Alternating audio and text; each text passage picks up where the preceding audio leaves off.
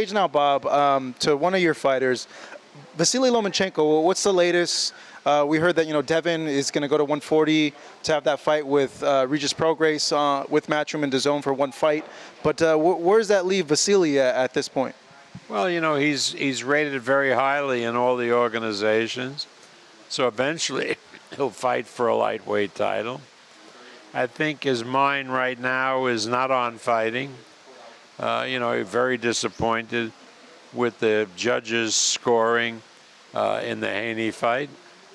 So, I think we'll probably look to see Lomachenko come back next year. Do you know against what type of opponent? I know Shakur's been online a lot on Twitter, like asking for a fight with Vasily and others. Would that be potentially a fight we would see? We'll see how everything plays out. I mean, no sense projecting fights based on a previous fight that somebody wins and somebody loses.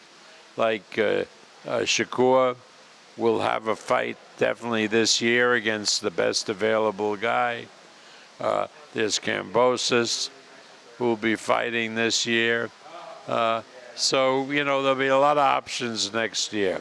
Yeah, is that the next logical fight then for George? Is Shakur? I know they kind of had like a little confrontation in Oklahoma after George's fight.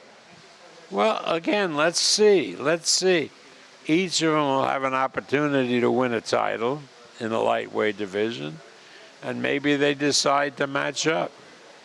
I mean, again, if I start talking now, it just confuses them. How would that work for them vying for a title? Because with the whole Haney situation, he still gets to keep the undisputed titles, right? Or because he's taking this fight, he's going to end up being stripped of some of them. Yeah, he's going to be stripped. And if he wins, he beats Prograis, then he's going to stay at 140. He was having big trouble staying at 135. Outside looking in, and this is just me thinking, he seems to be a little frustrated of not getting guys like Haney and Gervonta and others in the ring with him. Do you kind of sense that from him also? No, I talked to him last night, and, he's a young, ambitious guy who's super talented, and he's like a horse, can't wait to get out of the starting gate. But I talked to him, and I told him it'll all come. Take your time.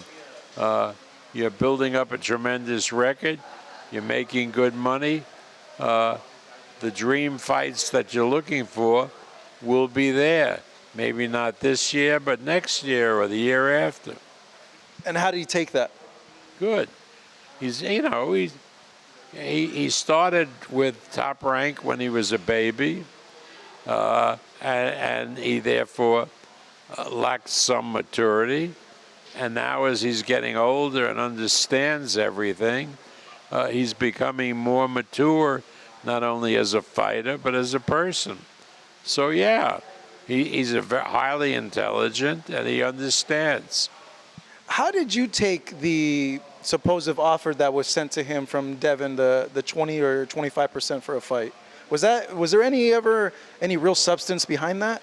No.